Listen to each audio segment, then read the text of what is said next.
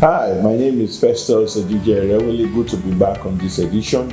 I hope you've been enjoying and following up all that we've been doing. Today we'll be talking about the roles and responsibilities of an MD CEO. The roles and the responsibilities of an MD CEO. And one of these of the roles of an MD is staff acquisition and structure formation.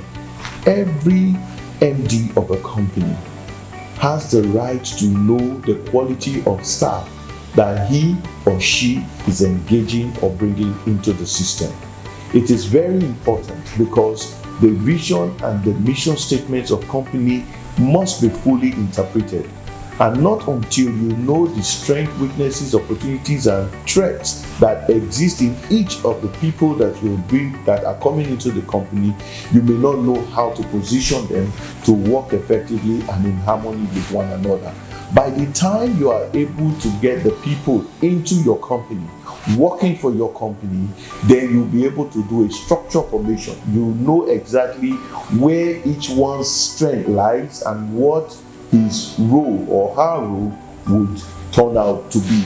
Another very big function of the MD CEO is the function of making and taking decisions. Like I always say, to make a decision is different from taking a decision.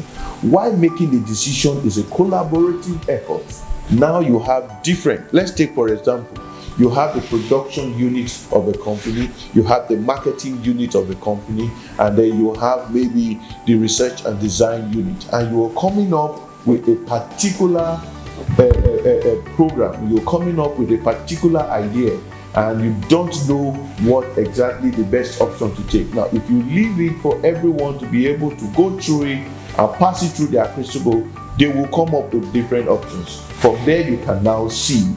Now, the process of making decisions allow for the ingenuity of individual staff or group to come in and help you take the very best decision. Now, because it is your responsibility to take a decision as an MD, you will now fit into the role after seeing the very best that has come out from that particular process. Another very important function of the MD is customer acquisition, and this is actually the heart of the business. The heart of the business, because it's when a customer walks through the door that the company becomes relevant. It's only when the customer walks through the door that a product is either sold or a service is rendered. And it is a primary responsibility as the chief vision officer of this business, that is talking about the MD, to drive customer acquisition. It's a very important role, because the people who will buy into your product, into your service, has a direct correlation with your kind of person and what you believe in, because it is the abundance of your ideas that you put down on the table that becomes a strategy, and that people will see who you are as an MD manifests in the company, the way the company runs, and the way even sometimes your product or our services are interpreted. The other function of the MD is financial management function.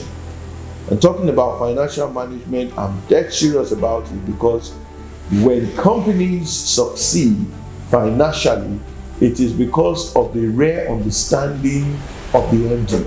When we talk about financial management now, we are talking about the use of equity and the use of non-equities.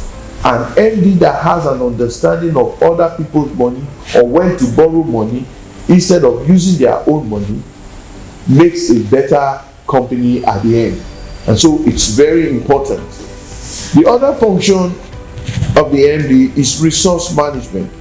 Resource management, of course, we are talking about both the human resource and the material resource. The effective deployment of resources into maximum utilization is the key responsibility of an MD. Depending on your knowledge of what you're doing, that of course will depend on how much you can apply these resources effectively. If you do not have knowledge of what's going on in the company, then it's impossible for you to deploy the resources that you even have because you do not know what's going on. So this function is very, very important for MDs of companies to be able to come together to say, yes, this is how we will need to use this particular resource, and this is what we do not need to use this other resource for. The final for me, which is the role and responsibility that I think also is as important as the 5 already mentioned, is delegation and representation. Because you are just one person, you can't be everywhere at the same time. It's impossible. There are certain duties that call that will require a representation from that company. Now, if you have not built up people to the point that they can become leaders themselves, then it is impossible for them to represent you. I have taught severally that when issues or matters are urgent and important, they can be delegated.